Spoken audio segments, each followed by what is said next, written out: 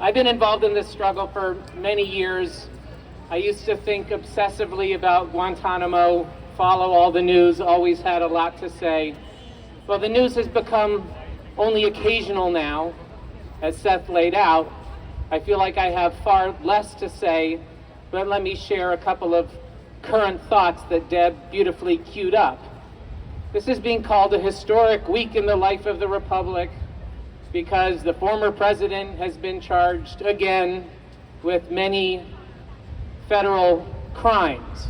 And the rule of law has become top of many people's mind, part of the media discourse. From a Guantanamo perspective, this week has taken the United States into deeper and more shocking levels of absurd hypocrisy as we observe how the entire discourse on the rule of law is so painfully mired in double standards. Trump complains that he's the victim of a political prosecution, indeed the biggest abuse of the rule of law, the judiciary, legal discretion in the history of the United States.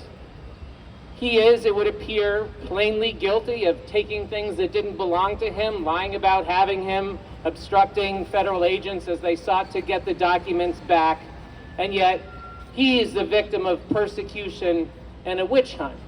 At the same time, we have people still in Guantanamo, black and brown skinned, exclusively Muslim, never charged with a crime, kidnapped, stolen from their families, their lives stolen away, tortured and abused. And you hear from the media, from the political establishment, not a peep against the abuse of their rights, the trashing and abuse of the law that their illegal detention represents. From the other side of things, we hear Eric Garland, Jack Smith, MSNBC crowing about the prospect for restoring the rule of law, applying the law without fear or favor against anyone who's violated it. Well, if the law were applied without fear or favor, George Bush, Donald Rumsfeld, Dick Cheney, Wolfowitz, and that entire war on terror Bush cabal would be sitting in a domestic or international jail for the violation of domestic and international laws. If the law were applied without fear or favor, Guantanamo would have shut down years and years ago with apology and compensation for those wrongfully detained. So the theme of my address is that we seem to live in two universes. One where we can talk about the rule of law, sensibly as an aspiration for this country that on a good day might be partially fulfilled. But in that other twisted, demented war on terror universe, the rule of law was long abandoned and badly used and abused to continue to tell the lie about the integrity of the American project.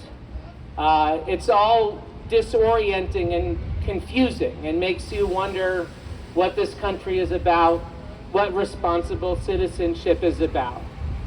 To close, I should say that my hope of restoring, with respect to Guantanamo, the integrity of the rule of law long ago vanished. That train has passed. That harm can never be undone. But let's, for God's sakes, close the prison, release the innocent, and for the handful of people who may have been guilty of heinous crimes, bring them into a reasonable and responsible system of justice. And with that, finally exact appropriate legal punishment and censure for people in the Bush administration, in the Obama administration, who abused their authority and perpetuated grave crimes. Thank you.